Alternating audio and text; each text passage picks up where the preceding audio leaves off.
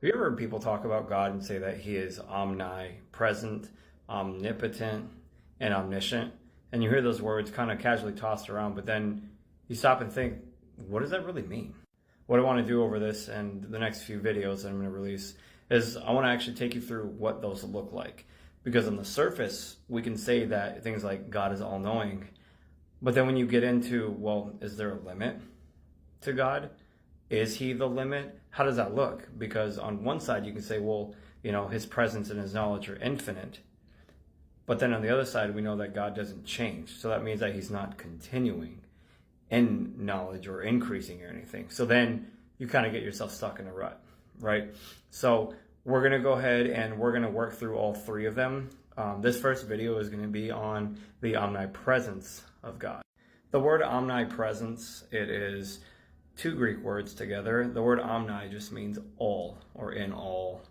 And then presence, right? That's just, he is present in all. And what this doctrine teaches about God is that he is everywhere at all times, all the time.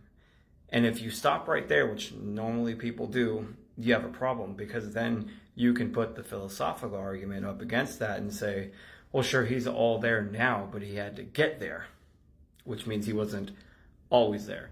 And that blows a hole into that. So what you need to add at the end of that is that God is present everywhere, all the time, at all times, prior to time beginning. That is, in and outside of time.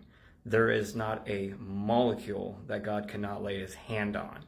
What I want to do is I want to take you through a few passages, because in this question, generally this is a question that is raised to people and that stumps people, and that is this: is God transcendent or immanent?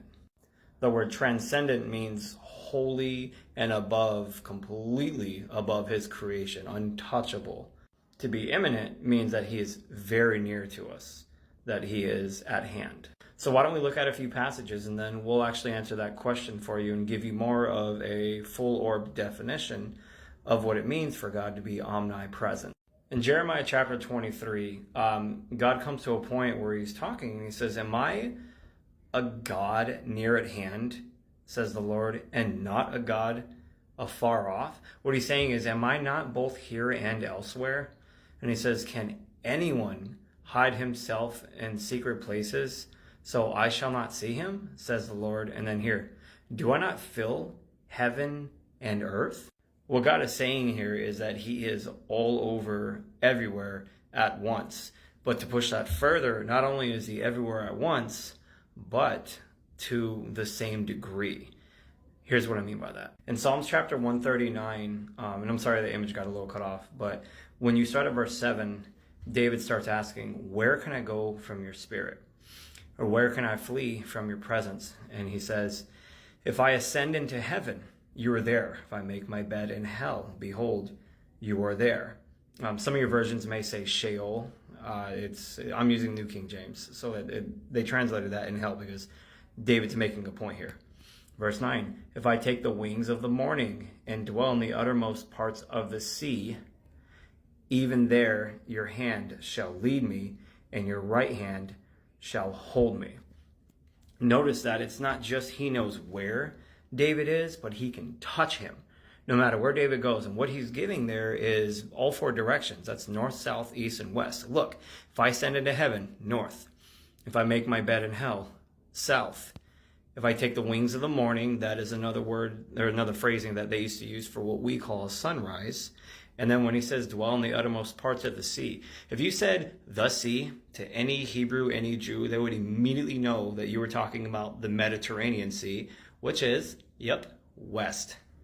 North, south, east, and west. Not only does God have knowledge of where everything is, because that would only land in his omniscience, but the omnipresence is the ability to go there and to touch the furthest reaches of all of existence, quite frankly.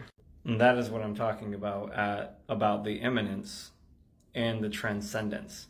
God is transcendent. He is holy, holy, holy, as we read both in Isaiah chapter 6 and Revelation chapter 4, both of which are being sung by the angels that are flying around the throne. They'd probably know that really well, wouldn't they? But when someone asks you, is God transcendent or is he immanent? The answer to that is yes, he's both. Now, something that you should have noticed about that passage in Psalms 139 is not only did God have knowledge of the whereabouts of any of those places, he was there. Often you will hear people, acknowledge the fact that God is in heaven. We understand that that's his dwelling place, but that doesn't mean that he's bound in heaven as if he cannot go elsewhere, right? We have the Old Testament that has tons of theophanies and Christophanies, which are appearances of them. God does not have to, and nor is he bound into one single place. One of the major aspects of Christianity that sometimes people don't know because they just don't think all the way through to this point, right? And that's okay. We don't do that too much in our society. I don't mean that negatively. But that right there is actually part of why I named my channel Alex the Gadfly, because a gadfly philosophically is one that makes you question and think about what you believe to make sure you actually can explain and justify why you believe it. So, part of the Christian doctrine of hell and eternity is that God is present in hell. Sometimes that shocks people. We imagine hell as like you go there and you're just kind of in torments, right? But God himself, over and over and over in the Bible, talks about that he is the one that implements the torments on people. People will wish that God would leave them alone. God is just as equally present in hell as he is in heaven. There is not a lessening of his presence. It's just the purpose of his presence that actually changes. It's reasons like the fact that he is everywhere all the time, at all times, prior to time, as to why he alone is the only one that can tell the future, the only one that can prophesy. And when you come to Isaiah chapter 46, he says, "For I am God, there is no other." That's God's statement right there, saying there's no other gods, period. "I am God, and there is none like me." Here's his qualification for saying that. Here's his reasoning. Here's his justification. Declaring the end from the beginning. That is, saying what is going to happen at the end from the very beginning. He's not figuring it out and picking up as he's going and then, picking up the pieces and putting them together quicker than other people. No. From ancient times, things that are not yet done, saying, "My counsel shall stand, and I will do all my pleasure." It's reasons like this that we can trust God in all circumstances because he's been there. He knows what's going to happen. He has the control over these events. Yes, we ourselves have our volition. We have the will to make certain choices, but God ultimately is in control. I hope this helped you out.